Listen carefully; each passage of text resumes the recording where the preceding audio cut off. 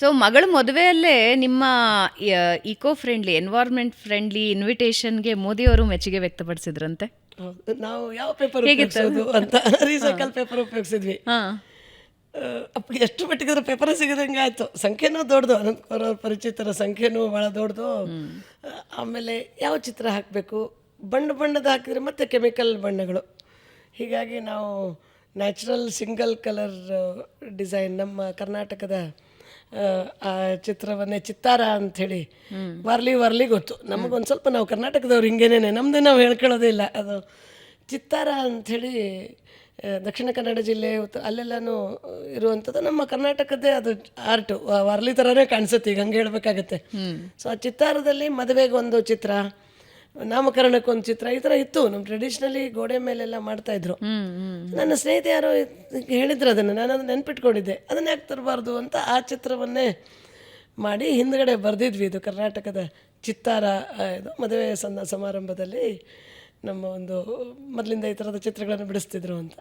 So ಅದನ್ನು ಕೊಟ್ವಿ ಅವ್ರಿಗೆ, ಹೇಳಿದ್ವಿ. ಅವ್ರು ಹಿಂಗೆ ಸ್ವಲ್ಪ ನೋಡಿದ್ರೆ, ಯಾಕಂದರೆ ಏನೂ ಬಣ್ಣಗಳಿಲ್ಲ ಇವತ್ತು ಅವ್ರಿಗೆ ಬರುವಂಥ ಇನ್ವಿಟೇಷನ್ ಕಾರ್ಡ್ಗಳೆಲ್ಲ ಇಂತಿಂಥ ದಪ್ಪಗಳು, ಅದೆಲ್ಲ ನೋಡಿಬಿಟ್ಟು ಏನಪ್ಪ ಇನ್ವಿಟೇಷನ್ ಕಾರ್ಡ್ ಮಾಡೋದು ಅಂತ. ಅವಾಗಿನ್ನೂ ನಮ್ಗೆ ಗೊತ್ತಿರಲಿಲ್ಲ. ಇತ್ತೀಚೆಗೆ ಕೆಲವೊಬ್ಬರು ಬಟ್ಟೆ ಹ್ಯಾಂಡ್ ಕರ್ಚೀಫ್ ಮೇಲೆ ಪ್ರಿಂಟ್ ಮಾಡಿ ಕೊಡ್ತಾ ಇದ್ದಾರೆ. ಹೌದು ಹೌದು, ಅದು ಒಳ್ಳೆ ಟ್ರೆಂಡೇ. ಅದು ಅಂದರೆ ನಮಗೆ ಎಷ್ಟೋ ಸಲ ನಾವು ಯೋಚನೆನೇ ಮಾಡಲ್ಲ, ಇಷ್ಟು ಬರೀ ಶೋ ಹತ್ರ ಹೋಗ್ಬಿಡ್ತಾ ಇದೆ ದಿನದಿಂದ ದಿನಕ್ಕೆ. ಹೀಗಾಗಿ ಇಷ್ಟು ದೊಡ್ಡ ಇನ್ವಿಟೇಷನ್ ಕಾರ್ಡ್ಗಳು ಆಮೇಲೆ ಒಮ್ಮೆ ನೋಡಿಬಿಟ್ಟು ಏನು ಮಾಡ್ತಾರೆ ಅವರು, ಮುಗಿದ್ಮೇಲೆ ಎಸಿತಾರೆ.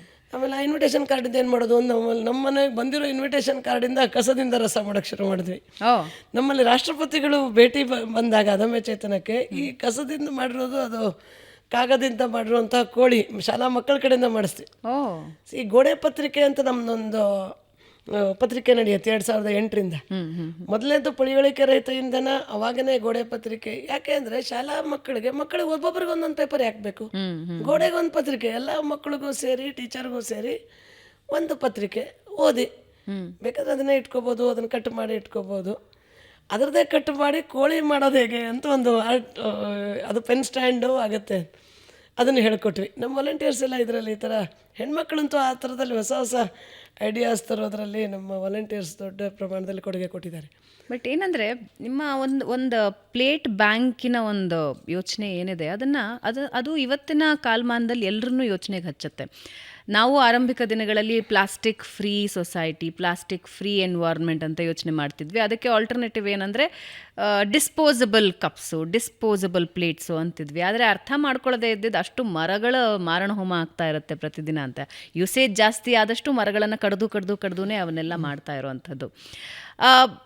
ಅನಂತಕುಮಾರ್ ಅವರು ಎಲ್ಲರನ್ನ ಅಗಲಿದ ಮುಂದಿನ ಭಾನುವಾರವೂ ಕೂಡ ನೀವು ಸಸಿ ನೆಡೋದನ್ನು ಆರಂಭಿಸಿದ್ರಿ.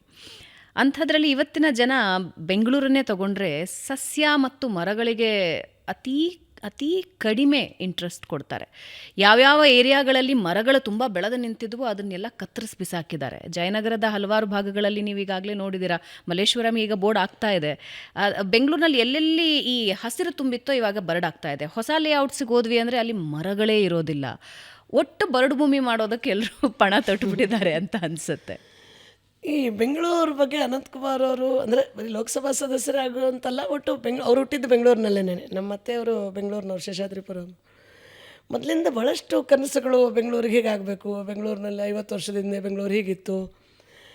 ಇದು ಒಂದು ಕಡೆ ಮಾಡ್ತಾ ಬೆಂಗಳೂರಿನ ಇಲ್ಲಿಯ ಡೆಮೋಗ್ರಫಿ, ಇಲ್ಲಿಯ ಜನಸಂಖ್ಯೆ, ಬೆಳೆಯೋ ರೀತಿ, ವಾಹನಗಳ ಸಂಖ್ಯೆ, ಯಾವಾಗಲೂ ಹೇಳೋರು ವಾಹನಗಳು ಎಷ್ಟು ಬೆಳೀತಾ ಇದೆ, ಅದರ ಪೊಲ್ಯೂಷನ್ನು, ಇದೆಲ್ಲ ಮಾಡ್ತಾ ಬಂದು ಯಾವಾಗಲೂ ಅವರು ಭಾಳ ಸ್ಟ್ಯಾಟಿಸ್ಟಿಕ್ಸ್ ಹೇಳ್ತಾಯಿದ್ರು ಸ್ಪೀಚಲ್ಲಿ.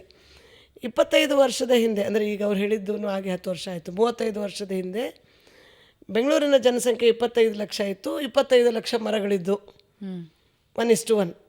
ರಿಕ್ವೈರ್ಮೆಂಟು ನಾನು ಆಗಲೇ ಹೇಳ್ತಾ ಇದ್ದೆ, ಒಬ್ಬರಿಗೆ 700 kg ಆಕ್ಸಿಜನ್ ಬೇಕು. ಒಂದು ಮರ 100 kg ಕೊಡುತ್ತೆ. ಅಂದರೆ ಒಬ್ಬ ಮನುಷ್ಯನಿಗೆ ಉಸಿರಾಡೋದಕ್ಕೆ 7 ಮರ ಬೇಕು. ಬೆಂಗಳೂರಿನಲ್ಲಿ ಅಂದರೆ ಹಸಿರು ಬೆಂಗಳೂರಿನಲ್ಲಿ 35 ವರ್ಷದಿಂದ ಒಬ್ರಿಗೊಂದು ಮರ ಇತ್ತು. ನಂತರ ನಾವು ಅವರೇ ಸರ್ವೆ ಮಾಡಿಸಿದ್ರು 2015 ನಾವು ಯಾವಾಗ ಈ ಹಸಿರು ಭಾನುವಾರ ಕಾರ್ಯಕ್ರಮ ಶುರು ಮಾಡಿದಾಗ, ಆವಾಗ ಬೆಂಗಳೂರಿನ ಜನಸಂಖ್ಯೆ 1 ಕೋಟಿ, ಮರಗಳ ಸಂಖ್ಯೆ 15 ಲಕ್ಷ.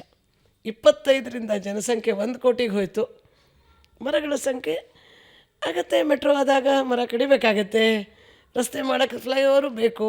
ಈಗ ಅಭಿವೃದ್ಧಿ ಮತ್ತು ಪರಿಸರ ಎರಡೂ ಸಮತೋಲನ ಮಾಡಲೇಬೇಕಾಗತ್ತೆ. ಈಗ ಹಾಲು ಪ್ಲಾಸ್ಟಿಕ್ ಕವರಲ್ಲಿ ತಗೊಳ್ಳೇಬೇಕಾಗತ್ತೆ, ಹಾಲು ಬಿಡೋಕ್ಕಾಗಲ್ಲ ಪ್ಲಾಸ್ಟಿಕ್ಕಲ್ಲಿ ಆದರೆ ಕತ್ತರಿಸೋ ವಿಧಾನವನ್ನು ಬದಲಿ ಮಾಡ್ಕೋಬೋದು.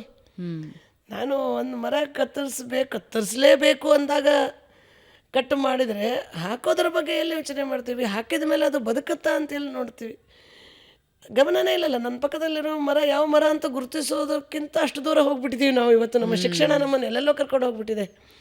ಸೊ ನಾವು ಸರಳ ಸಹಜ ವಿಧಾನಗಳನ್ನು ಬಿಟ್ಟು ಭಾಳ ಕಾಂಪ್ಲಿಕೇಟೆಡ್ ಸಂಗತಿಗಳಿಗೆ ಹೋಗಿ ಸರಳ ವಿಷಯಗಳನ್ನು ಮರೆತು ಹೋಗ್ತಾ ಇದೆಯೇನೋ. ಅದಕ್ಕೆ ಅಂದ್ಕೊಂಡ್ವಿ ಒಬ್ಬನಿಗೆ 7 ಮರ ಮರಿಬಾರ್ದು. ಅದಕ್ಕೆ ಅನಂತಕುಮಾರ್ ಅವರು ಶುರು ಮಾಡಿದರು, 7 ದಿನಕ್ಕೆ ಒಮ್ಮೆ ಮರೀದೆ ನಮಗೆ 7 1:1 ಮಾಡಿ. ಭಾಳ ದೊಡ್ಡ ಟಾರ್ಗೆಟ್ ಅಲ್ಲ.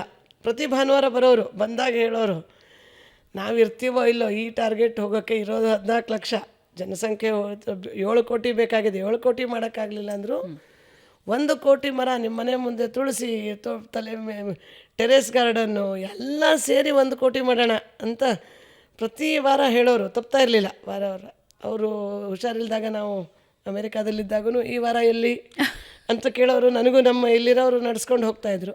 ಹಾಗೆ ಅವ್ರು ಹೋದ ಮೇಲೂ ನಾವು ಯೋಚನೆ ಮಾಡಿದ್ವಿ, ಒಬ್ಬ ಈ ಥರದ ಇಡೀ ಜೀವನವನ್ನು ದೇಶಕ್ಕೆ ಸಮಾಜಕ್ಕೆ ಕೊಟ್ಟಿರುವಂಥ ವ್ಯಕ್ತಿಯನ್ನು ನೆನಪಿಸ್ಕೊಳ್ಳೋದು ಯಾವ ಥರ ಅವರು ಶುರು ಮಾಡಿರೋ ಕಾರ್ಯಕ್ರಮವನ್ನು ಮುಂದುವರಿಸ್ಕೊಂಡು ಹೋಗೋದನ್ನು ನಮ್ಮ ಸಾಧ್ಯ ಆದಷ್ಟು ಮುಂದುವರಿಸ್ಕೊಂಡು ಹೋಗೋದು ಅಂತ ನಿಲ್ಲಿಸಲಿಲ್ಲ.